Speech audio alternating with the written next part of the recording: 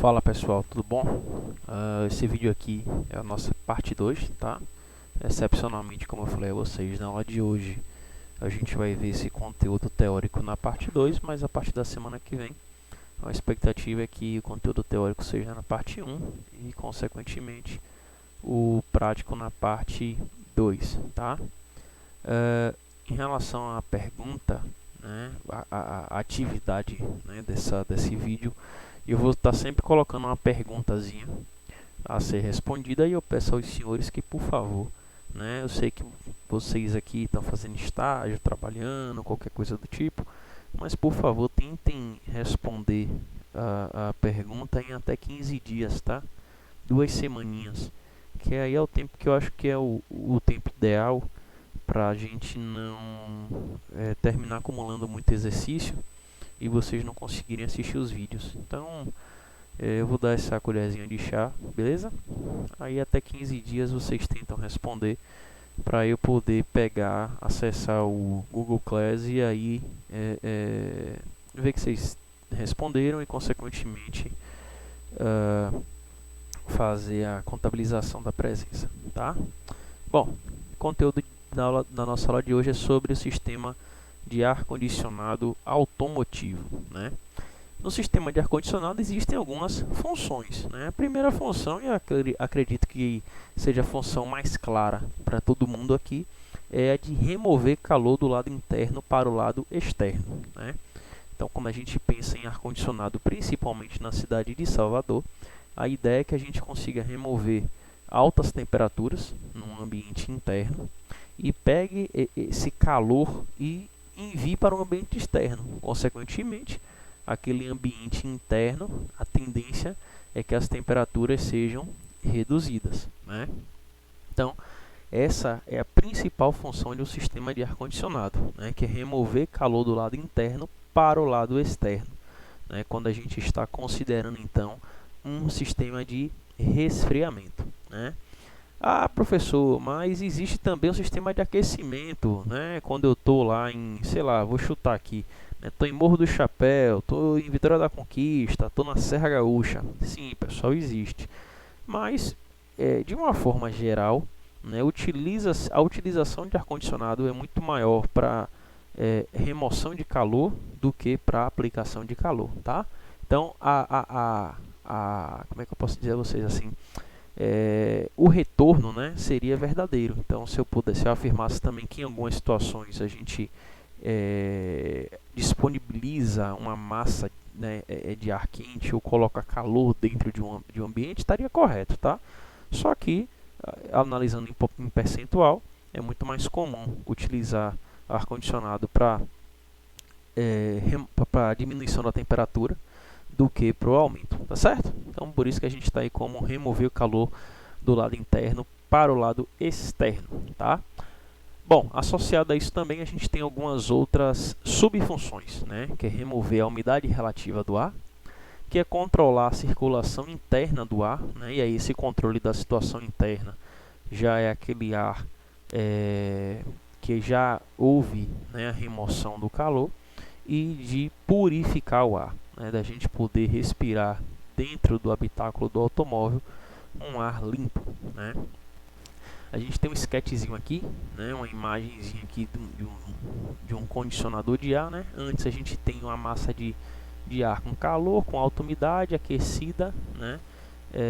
E nesse caso aqui que ela precisa passar no filtro de pólen, né? E aí depois a gente fica, né, com essa massa de ar condensada aqui, como condensada, quando eu falo é resumida, tá? Com uma temperatura de conforto, né, um ar purificado e desumidificado, tá certo? Então, um ar que não vai trazer prejuízos para a saúde, né, que ele não tem ou não tem o ácaro ou a presença dos ácaros, né, e porventura de bactérias e vírus foi drasticamente reduzida. E aí esse ar também pode ser aquecido ou mesclado, né? E a gente tem também o controle da circulação de ar, tá certo? Né? Quando fala de controle da circulação, entenda que é tanto jogar o ar para fora, o ar interno, ou determinar qual é o fluxo de sentido do ar, tá? Se vai sair pelo para-brisa, se vai sair pela perna, pelo pé, pela frente, enfim. A ideia de um sistema de ar-condicionado, né, é sempre a gente conseguir chegar na temperatura de conforto térmico, né? E aí, depois de vários estudos, né, vários estudos de pesquisadores, chegou-se, né, a um valor de conforto térmico. Que observe, o conforto térmico varia muito de pessoa para pessoa, né? Nós aqui somos 7, né? São vocês 6, né? E eu aqui com vocês, nós somos 7. Com certeza, se eu perguntar a cada um de vocês qual é a temperatura de conforto térmico, né, vai aparecer mais de uma resposta, né? Alguém pode dizer, eu acredito que a temperatura ideal para mim é 25 graus, outro vai dizer 26, outro vai dizer que é 17, 18, né? Então, assim, conforto térmico não necessariamente é um valor exato da coisa, né? Mas é uma aproximação feita a partir de várias respostas de pessoas e de alguns cálculos, né, que fazem menção à troca de calor e o comportamento do corpo humano sobre variações de temperaturas, né? Mas chegou-se a um determinado consenso de que, né, observem aqui essa parte aqui de baixo, quando a gente tem temperaturas externas no ambiente, tá? Eu não vou nem considerar menos 20 e menos 10 porque são coisas difíceis de acontecer, né? Mas quando a gente tem temperaturas de 0 graus até 30 graus, acho que estaria por aqui, né? Até 30 graus mais ou menos, percebam que a temperatura de conforto térmico ela se aproxima dos 22 graus, né? Então a gente entende que a faixa de 21 até 23 graus, né? Ou escolher como 22, né? É a temperatura que representa, né, essa temperatura de conforto térmico humana. É uma temperatura que o ser humano entende, né, com uma temperatura adequada, de acordo, claro, né, com esta temperatura externa, que basicamente é o range de temperatura que nós encontramos aí no Brasil, né? A gente encontra, claro, difícil, mas a gente encontra lugares que chegam em 0 graus e a tendência é que a gente oscile nesse caminho aqui, né, de 10 até 30, tá?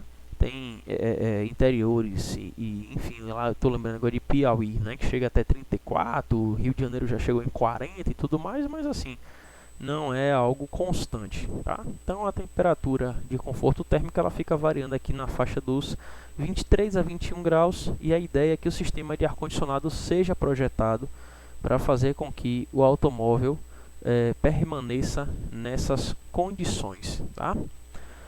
Um outro ponto importante a ser comentado acerca do sistema de ar-condicionado é a distribuição da temperatura no automóvel. Vocês estão percebendo aqui que aqui a gente tem um perfil da parte interna de um carro, né? Então ele dividiu aqui em time step, né? O que seria aqui o passo do tempo. Então digamos com 2 minutos, com 5 minutos, com 9 minutos e com 12 minutos. Não é bem minutos, eu creio que isso esteja... não esteja com o tempo representado, tá? Por exemplo, não são 2 segundos, né? Seria aqui o tempo 2, o tempo 5, o tempo 9 e o tempo 12, tá? Mas vamos considerar como segundos, só para a gente entender mais ou menos o que é que está acontecendo aqui dentro desse automóvel, tá? Bom, então o cara largou o carro lá no... Vou dar um exemplo no sol para ficar mais fácil o entendimento, tá certo? O cara largou o carro lá no sol e aí deixou o carro lá de manhã, 8, 9 horas da manhã no sol e foi buscar o carro às 16 horas, né? Então concordem comigo que um dia normal em Salvador, né, que faz sol das 8 às 16, né, e aí o sol forte ali entre 11 da manhã e 14 horas, a gente faz com que o interior do automóvel fique extremamente quente, né? Então toda essa massa de ar quente ela está sendo representada na cor vermelha, tá? E aí quando você olha aqui no gráfico ele está marcando como 100, né? Você vai me perguntar, Pedro, são 100 graus, né? Claro que não. Ele está querendo dizer que seria 100% da temperatura, tá certo? Então, se a temperatura interna é 40 graus, então 100% refere-se a 40 graus. Consequentemente, 50%, né, vão se referir à metade dos 40 graus. Então, a gente vai ter 20 graus, tá? Então essa escala que vocês estão vendo aqui, ela está em porcentagem. 100% representa a temperatura mais quente, 50% representa a metade da maior temperatura registrada. Bom, o fato é que para a gente não interessa muito saber a temperatura em si, o que interessa aqui são os passos. Então, observem como é que se dá um comportamento, né, de um sistema de distribuição do ar-condicionado, né? Quando a gente não tem saídas nem no para-brisa, nem nos pés e nem no difusor traseiro, né, a massa do sistema de ar-condicionado ela se comporta dessa forma, ela vai sendo arremessada, né, sempre do pescoço, né, visando buscar ali o pescoço para cima dos passageiros, tá? E aí ela vai em direção até o final do carro, de forma que o grau de conforto térmico, né, ou seja, os 22 graus, cheguem mais rápido na parte superior para depois eles descerem e tomarem a proporção de todo o automóvel. Então perceba que o ar ele vai sendo lançado na parte superior, né? E no tempo 12, né, a gente percebe que a gente já tem, ó, né, uma massa de ar aqui com 20 graus mais presente na parte de cima do carro. E a tendência, né, é que depois essa massa de ar ela comece a descer, tá? É uma pergunta que acontece frequentemente, só que isso é relacionado mais a ar-condicionados domésticos, professor, por que o ar-condicionado, seja split ou seja aquele ar-condicionado grandão que furava a parede, né, ele fica localizado no alto? Porque quando você liga o ar-condicionado, né, como a massa de ar fria ela é mais pesada do que a massa de ar quente, a tendência, né, dada a densidade, é que a massa de ar fria ela desça. Então você alimenta o ar na parte superior com massa fria e a tendência é que ele vá descendo, né, até chegar ao chão, e esse seria, e aí na passagem, né, de cima para baixo a gente teria as trocas térmicas, né, entre o ar que está já no ambiente com o ar que está vindo de fora, tá certo? Então, só para contextualizar aí, né, uma dessas possíveis questões. O sistema de ar-condicionado ele utiliza dois princípios físicos, tá, para poder funcionar. O primeiro princípio é a condensação e o segundo princípio é a evaporação. Todo sistema de ar-condicionado automotivo ele vai utilizar esses dois princípios, o da condensação e o da evaporação. Relembrando um pouquinho, né, o que é condensação? Condensação, ela quer dizer, né, que uma massa, né, ela condensou, ou seja, imagine você pegando uma vasilha, enchendo a vasilha de água, colocando essa vasilha para poder esquentar, né? Quando a água já se evaporou, né, quando ela está lá toda no estado gasoso, né, você para, né, você desliga o fogo, tá? E se você perceber, geralmente nas panelas que tem tampa, né, quando você vira a tampa para baixo para você e você olha, você percebe que a tampa da panela está lotada de vapor ali, né? Tá cheio de vapor. E em pouco tempo aquele vapor ele começa a deixar de existir e ele dá e aí permite a presença de gotículas de água, né? Então esse fenômeno de você transformar uma massa de gás, né, do estado físico gasoso para o estado físico líquido se dá o nome de condensação, tá certo? Então a condensação é você sair do estado gasoso e você ir para o estado líquido, beleza? O que é necessário para acontecer? O que é necessário para acontecer a condensação? A condensação, pensem vocês agora como vapores d'água, tá? Vou fazer a ideologia aqui como se fosse uma água mesmo, que aí fica mais fácil de entender. Pensem vocês como vapores d'água. Vocês agora são vapores de água. Vocês estão extremamente quentes, estão lá a 100 graus. E você precisa condensar. Você precisa retornar para o estado físico líquido. Então, o que é que você precisa fazer se você está a 100 graus? Você precisa remover o seu calor interno. Na verdade, você precisa tirar o seu calor interno e dar para alguém, para um meio, por exemplo. Você precisa remover esse calor seu interno. Quando você remove o seu calor interno e você exala esse calor, consequentemente, você sai de uma temperatura alta de 100 graus e você diminui a temperatura. Vamos chutar um valor aqui de 70 graus, tá? Então, quando você sai de 100 graus e você vai para 70, você condensou. Ou seja, né, você perdeu calor. E o resultado dessa perda de calor é que as moléculas não estão mais tão aquecidas e não estão mais em tanto movimento. Consequentemente, não estão mais gerando tanto calor. E com isso, aquela massa de água, né, que estava em vapor d'água, ela vai se condensar. Beleza?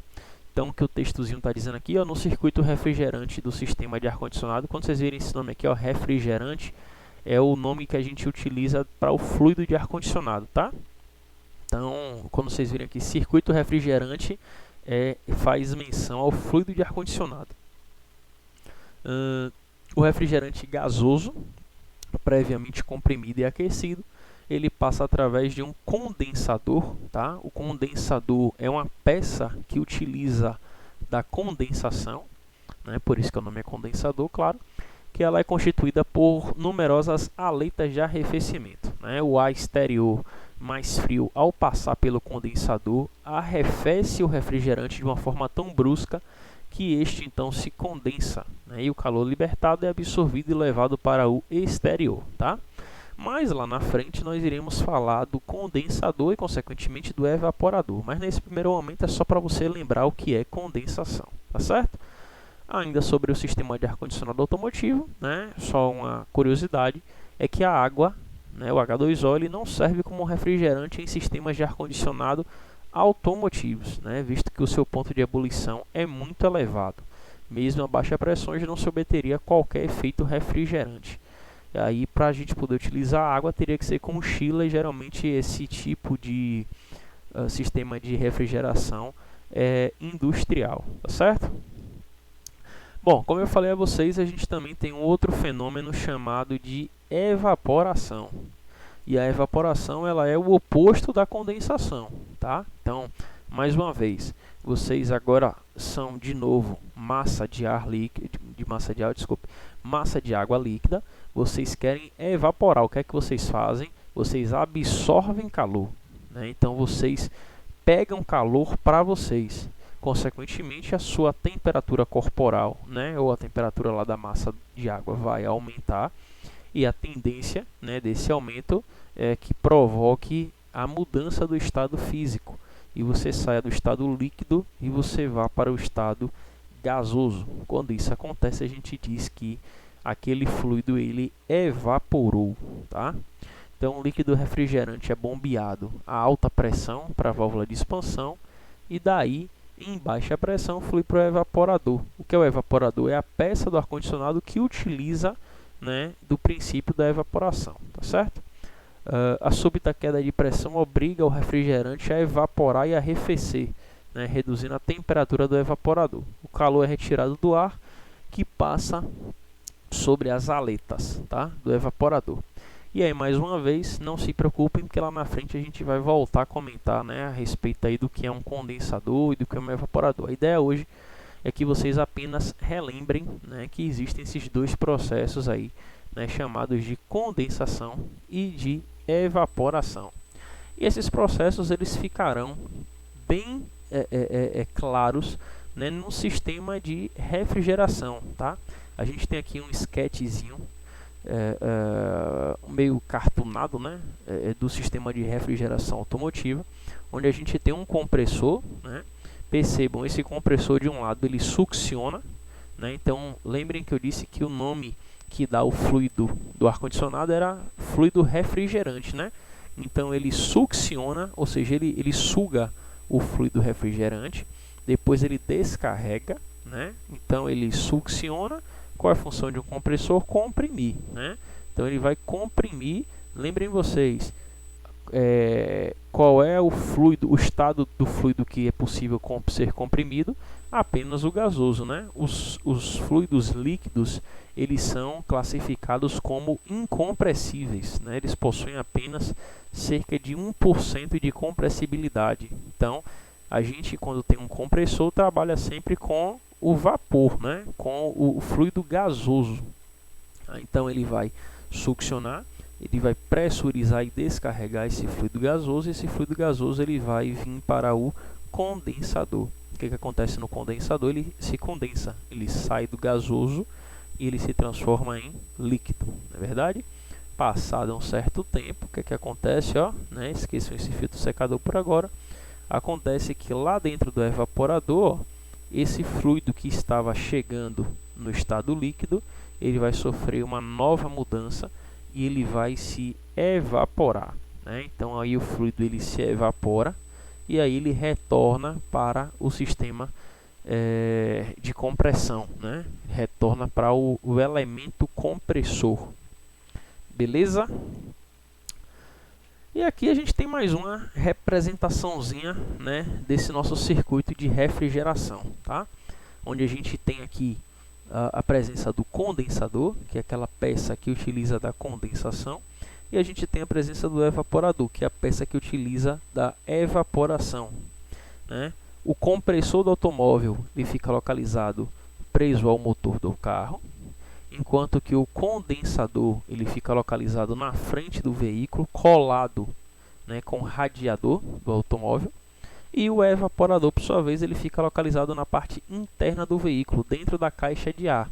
A caixa de ar, pessoal, é o que fica atrás do painel do carro, tá? Fica entre o painel e a manta corta-fogo, tá bom? Bom, pessoal, eu acredito que por hoje seja só, a gente avançou em muita coisa, né? E eu vou pedir a vocês, como questão de hoje, né, que vocês sinalizem o que é a condensação e o que é a evaporação. Beleza? Bom, a aula de hoje é essa. Qualquer dúvida, por favor, me mandem um e-mail, tá? Que aí a gente bate um papo. Valeu, galera. Um abraço, boa noite. Tchau, tchau.